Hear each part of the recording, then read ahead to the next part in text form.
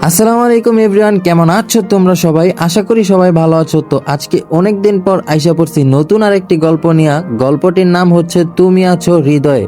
তো চলো দেরি না করে গল্পটির পার্ট 1 শুরু করা যাক। যেদিন আমার গার্লফ্রেন্ড মেডিকেলে চান্স পেয়েছিল সেদিনই আমি বুঝতে পেরেছিলাম আমাদের 3 বছরের সম্পর্কটা হয়তো শেষ হতে চলেছে। তাই হয়তো নুসরাতের মেডিকেলে চান্স পাওয়ার খবর শুনে কেন জানি আমি খুশি হতে পারিনি। কারণ আমি তখন গ্রামের একটা জাতীয় বিশ্ববিদ্যালয়ে খুব সাধারণ একটা ডিপার্টমেন্টে অধ্যয়নরত। আমার ভয় হতে লাগলো নুসরাত হয়তো আমাকে ভুলে যাবে। আমার থেকে হাজার হাজার ভালো ছেলে তার জন্য প্রস্তুত থাকবে, তার সাথে প্রেম করার জন্য, তাকে বিয়ে করার জন্য। তবে নুসরাত তেমন কিছু করলো না। চান্স পাওয়ার পর সে খুশিতে আমাকে জড়িয়ে ধরে এসে বলল, আমার স্বপ্ন পূরণ হয়েছে রিফাত। অনেক ছোট থেকেই আমার ইচ্ছে ছিল আমি ডাক্তার হব।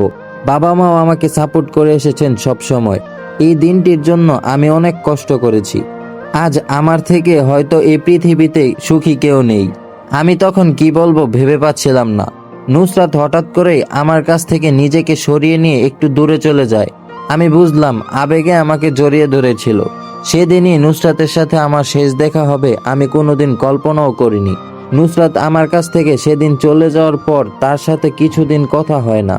এক সময় সে তার নতুন গন্তব্যে চলে যায়।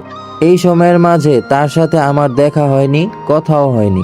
হয়তোবা চলে যাওয়ার আগে আমার সাথে দেখা করবার প্রয়োজন মনে করেনি। তবে আমাকে ফোন দিয়ে 2 মিনিট কথা বলেছিল। এটাই আমার কাছে অনেক কিছু মনে হয়েছিল। অন্তত যাওয়ার আগে আমাকে মনে করে কথা তো বলেছে। আমি নুসরাতকে খুব বেশি ফোন দিতাম না, মেসেজও করতাম না খুব একটা। আমি কখনোই চাইতাম না আমার কারণে নুসরাতের পড়ালেখার কোনো ডিস্টার্ব হোক। কারণ আমি জানতাম মেডিকেলে অনেক পড়াশোনা করতে হয়। তাই ফোন দিয়ে তার মূল্যবান সময়টুকু আমি নষ্ট করতে চাইতাম না কখনো। তবে মাঝে মাঝে আমি মেসেজ করতাম, ফোন দিয়ে কথা বলতাম, তখন অনেক ভালো লাগতো। সেও আমার সাথে অনেক মুগ্ধতা নিয়ে কথা বলতো, আমি বুঝতে পারতাম। তবে আমাদের খুব বেশি সময় ধরে কথা হতো না। আগে যেমন আমরা ঘন্টার পর ঘন্টা ফোনে কথা বলতাম, কেউ ভুলেও কখনো ফোন কাটতে বা রাখতে চাইতাম না। এমনও রাত গিয়েছে যে রাতে আমরা দুজন না ঘুমিয়ে কথা বলে কাটিয়ে দিয়েছিলাম। কিন্তু এখন 10 মিনিট কথা বললেই নুসরাত ফোন রেখে দিতে চায়। আমি যখন বলতাম এতদিন পর পর আমাদের কথা হয়, তারপরও এত কম সময় কথা বললে তোমার ভালো লাগে, তখন সে বলতো কিছু করার নেই। এমন একটা সময় থাকে যখন চাইলেও সবকিছু করা যায় না। আমি চাইলেও তোমার সাথে লং টাইম কথা বলতে পারবো না। আমিও তার কথাগুলো বোকার মতো বিশ্বাস করতাম। ভাবতাম হয়তো হোস্টেলে থাকে সেজন্য ফোনে কথা বলতে সমস্যা হয়। আর সেও তো বড় আপুদের সাথে রুম শেয়ার করে থাকে, তাই কম কথা বলেই সন্তুষ্ট থাকতাম আমি। এভাবে খুব ভালোই চলছিল আমাদের দুজনের দিনকাল।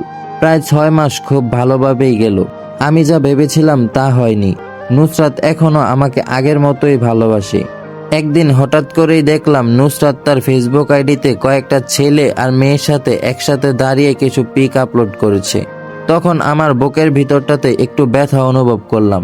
যে মেয়েটা কোনোদিন নিজের পিক ফেসবুকে দিত না, সেই মেয়েটাই আজ সাজগোজ করে খুব সুন্দর করে পিক আপলোড করেছে, তা অনেকগুলো ছেলেদের সাথে এবং মেয়েদের সাথে।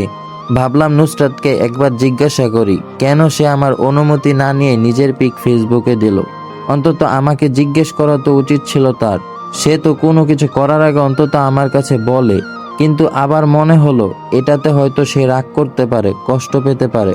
তাই আর এই বিষয় নিয়ে মাথা ঘামালাম না, তুচ্ছ ভেবে এড়িয়ে গেলাম। প্রথমে জিনিসটা খারাপ লাগলেও পরে কিছু মনে হলো না। কারণ শুনেছি বিশ্ববিদ্যালয়ে চান্স পাওয়ার সাথে সাথে মেয়েদের অনেক পরিবর্তন হয়। মেয়েরা আগের থেকে অনেকটা আপডেট হয়। আর সেটা যদি পাবলিক ভার্সিটি কিংবা মেডিকেল কলেজ হয় তাহলে তো কোনো কথাই নেই। একটু পরে হলেও জিনিসটা বুঝতে পারলাম, তাই এটাকে সাধারণভাবেই নিলাম। কিন্তু কিছুদিন পর যখন দেখলাম নুসরাত মাঝে মাঝেই তার ছেলে বন্ধুদের সাথে ঘেঁষে পিক তোলে, তাও খুব কাছাকাছি ঘেঁষে পিক উঠিয়ে আবার সেই পিক ফেসবুকে আপলোড করে, তখন কেন জানি আমার আর সহ্য হলো না। আমি যাকে ভালোবাসি সে অন্য কোনো ছেলের এত কাছাকাছি থাকবে? তার কিসের এত সম্পর্ক ছেলেদের সাথে? নিজের কাছেই এসব প্রশ্নের উত্তর খুঁজতে থাকলাম আমি। আমার খুব খারাপ লাগতো যখন দেখতাম নুসরাত কোনো ছেলের কাঁধে হাত রেখে ছবি উঠিয়েছে।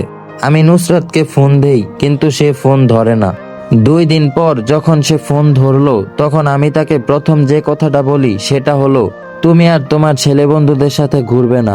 আমার অনেক খারাপ লাগে তোমাকে অন্য ছেলের পাশে দেখলে। কিন্তু নুসরাত আমার কথায় অনেক রাগ করে ফেলে, আমাকে অনেক কথা শোনায়, যে কথাগুলো প্রমাণ করে দেয় সে আমার সাথে থাকতে চায় না। সে আমাকে বলল, তুমি আমাকে না করার কে? আমার জীবন আমার যেভাবে ইচ্ছে, যার সাথে ইচ্ছে তার সাথে ঘুরবো। যেখানে আমার বাবা মা আমার স্বাধীনতায় কোনো হস্তক্ষেপ করে না, সেখানে তুমি আমাকে এসব বলার কে? আমি যেসব ছেলেদের সাথে ঘুরে বেড়াই তাদের যোগ্যতা স্ট্যাটাস তোমার থেকে অনেক উপরে। তুমি এখনো আপডেট হতে পারোনি। আমার মনে হচ্ছে আমাদের সম্পর্কটা এখানেই শেষ হওয়া উচিত, কারণ তোমার জন্য আমি আমার লাইফস্টাইল চলাফেরা পরিবর্তন করতে পারবো না। আমি আমার মতো করেই নিজের জীবনটাকে চালাতে চাই।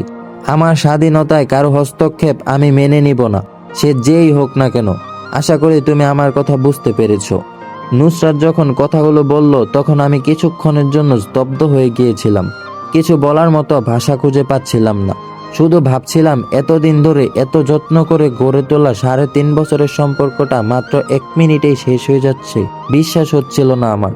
তবে আমারও কেন জানি এই সম্পর্কটার প্রতি বিতৃষ্ণা এসে গেছে, খুব করে বুঝতে পারছিলাম। তাই হয়তো আমিও নুসরাতকে কিছু কথা বলার মতো সাহস কুড়িয়ে পেয়েছিলাম। তখন আমি নুসরাতকে বললাম, যেদিন তুমি মেডিকেলে চান্স পেয়েছিলে সেদিনই আমি বুঝতে পেরেছিলাম তোমার সাথে আমার রিলেশনটা টিকবে না। লাস্ট 6 মাসে আমি সবসময় ফোন দিয়েছি তোমাকে, তোমার খোঁজ নিয়েছি। তুমি কখনো নিজ থেকে আমাকে কল করনি, কখনো মনেও করনি যে তোমাকে একজন মানুষ অনেক ভালোবাসে।